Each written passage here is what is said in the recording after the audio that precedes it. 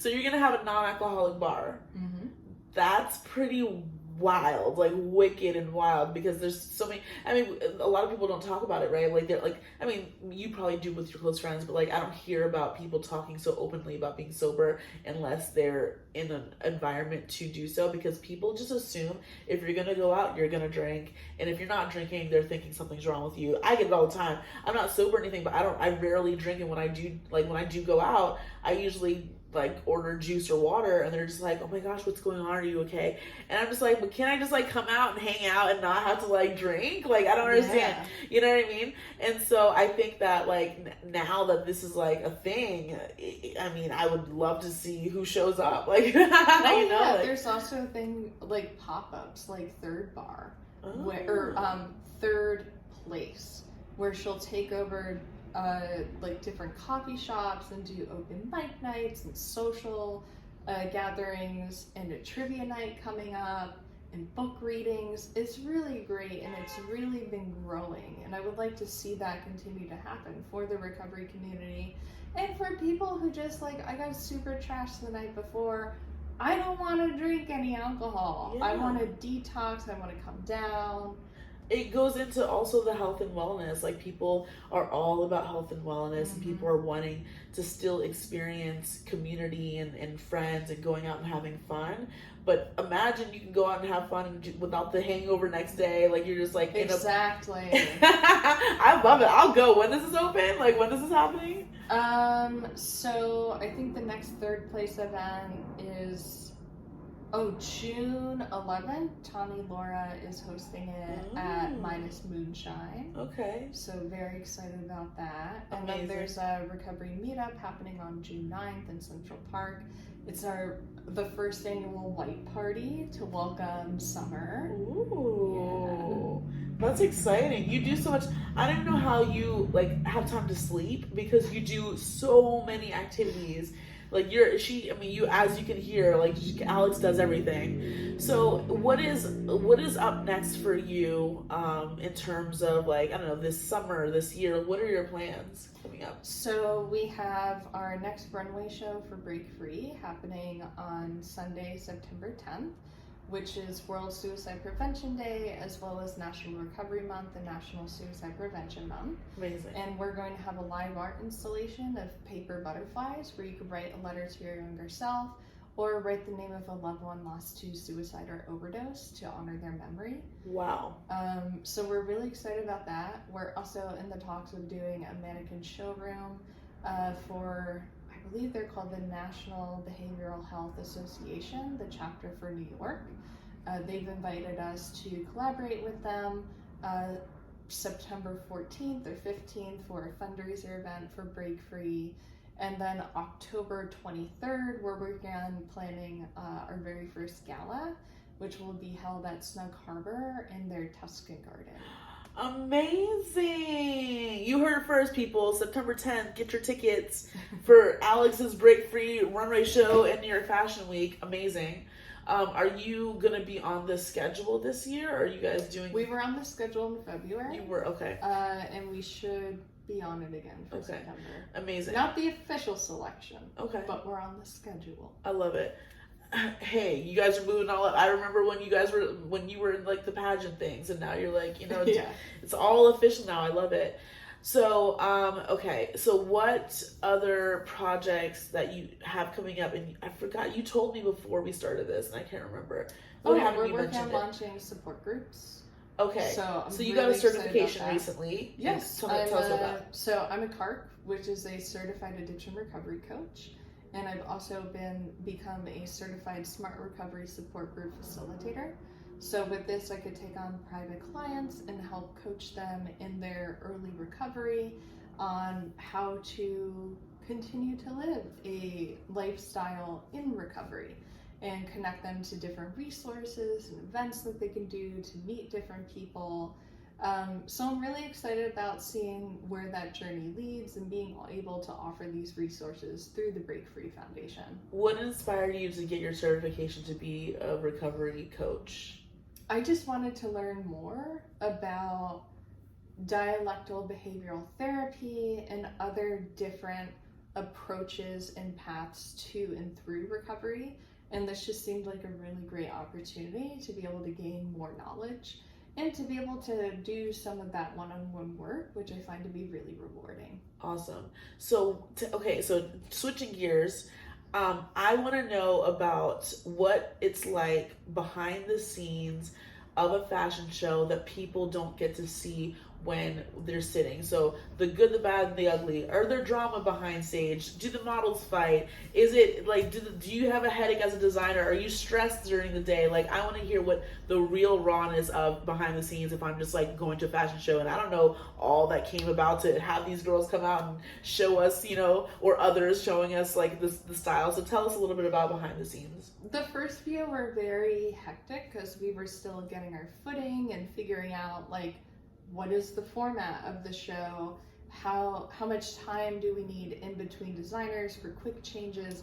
How many models do we need to bring on? It's really become a little family within the models. Most of them come back season after season, which is really great. The designers have been lovely and wonderful.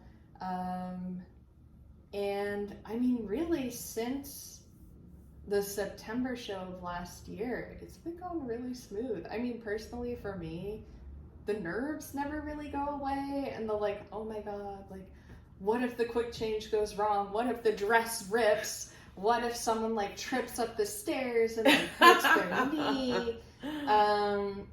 I mean, it's beautiful chaos and a bunch of different creatives coming together to bring their visions to life. I love it. And so while it does get hectic during showtime, some people really thrive off of that energy and the fast-paced environment.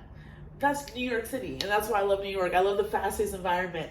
I remember, I'll tell you one story. I remember when I was in Alex's show and I was performing, like I was singing. Oh my god. Remember that? She graciously invited me to sing at her show. Plus, I was a model for her line and another line. So I was a model for two different designers, and I had to sing. So I literally, they didn't like factor in the timing of me getting out of my modeling outfit to go into my singing outfit to go to be a singer, right? So like, I remember like the first show I did after I walked out, I had to run, get changed, get out of this swimsuit. I was like in a swimsuit, my butt cheeks hanging out. Like I needed to change. I like go change, and then I couldn't find my guitar. I'm like looking at it. I was like, "Where's my guitar? What happened to it?" And then I finally find it, and then I thought I had time. They told me that I had a whole designer before I was supposed to go up, and then last minute they're like, "Oh yeah, you're supposed to be there now. Like it's like dead silent. It's gonna be awkward. You need to like hurry up so that people aren't just sitting in silence." And so I get there, I run, and I remember like sweating. Like I was running up and down stairs. Like it was chaos. And then I remember your face like, "Yeah, go." I was like, "What? Go." So I like went to the DJ. The DJ had no idea that I was coming. Like he was not aware of the schedule either. News to him. So I did it. I sang my set. It went off perfectly. After I was done singing, I had to grab my guitar, literally run off the runway, go behind stage, change back out, and change into a new outfit, I think to walk for Alex's line. Yeah. Right? And by the time I was walking to Alex's line, I literally had like bullets. I was sweating everywhere, trying to like, you know what I mean? But you have to keep a straight face. You have to be in model mode. You have to like be ready for the runway. All that, even with all the drama. You know what I mean? Like you just have to go. You have to, and it's so quick. It's so quick. You don't like, you know, like for example, like if you're doing like acting or Broadway on the stage, you have like intermissions, you have like the curtains close and then they open. Like it was none of that. It's like no, you just consistently just keep going. So that was a whirlwind, but so much fun, so worth it. I love it. Would do it again and again and again. I love it. So okay, so can you run us through like for show day, what time do you get there? What time do the models get there? How does like a show day run? Like what's like the typical schedule for a show day? What happens? So I usually get there an hour before anyone shows up, and I just start kind of organizing everything. Like where will each designer get set up? Where's everything that we had shipped here for the gift bags? Where's everything that we had shipped here for the mocktails?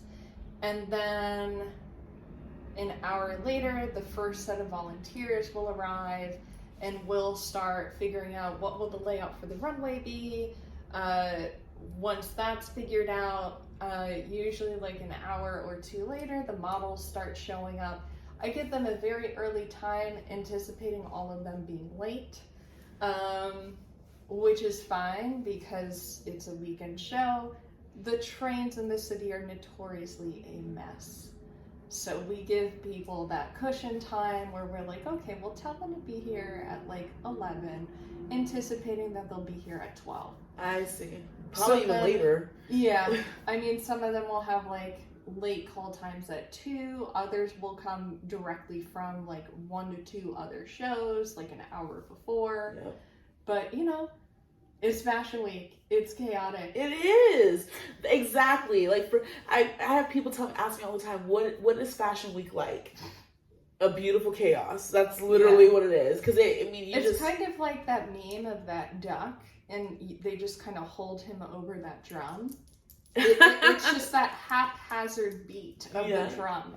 I love it. I mean, I have so much fun. I think Fashion Week is something that you should experience. If you haven't, come up, do it. It's worth it because it's like it's nothing. It's not like anything else. Like, you know what I mean? Like, this is like the fashion capital. Like, people really do looks here, really do fashion. And like, talking to Alex, there's so much behind it, like the brilliance, the thought process behind it. We're just not wearing clothes, we're representing a story, like an art piece. And I love that's how you explained your art and your collection, because that is so inspiring for people who are thinking about their own collection and really not just thinking about just how cute an outfit looks, but the vision behind it. I feel like, you know, people need vision to really go the distance, and that's why I feel like I've seen you just shoot to the stars and like go the distance, because you have so much vision behind what you're doing. And then also, it's for a good cause. Like, you know, like you're providing grants for people to get beds and like get recovery, get help, get resources. You know, we see people all the time that you really need like help, you know what I mean? And like, you're using your platform to help them. I think that's amazing. I think that's so great. What are some recent, in your whole career, like, name some like big accomplishments that you're so proud of, that you're just like, that this happened to me and I'm so proud of it? Yeah, so in September, we received a certificate of recognition from Mayor Eric Adams for our scholarship program. That was really incredible. I didn't expect that. Can you explain the scholarship program? So the scholarship program is where we partner directly with the rehabilitation and outpatient centers in order for the individual to attend the center at no cost to them. And then for outpatient services, if they have Medicaid, there would be a very small fee. If they don't have insurance, it would be no charge to them. Oh, amazing. Amazing. And what do this scholarship provide for them? So we're currently partnered with the Recovery Centers of America at their South Amboy campus. So you would get 30 days of inpatient services. If you're a resident of New Jersey, you could then do your outpatient with them for 30 days. Or if you're a resident of New York, you could do outpatient services with the Realization Center in Union Square for 120 days. Amazing! Yeah. We have more partners that I've been talking to literally within this past week. I have more conversations coming up next week. So we're hoping to have many more centers offering these scholarships. Amazing. If it's meant to be, then it'll be a love song.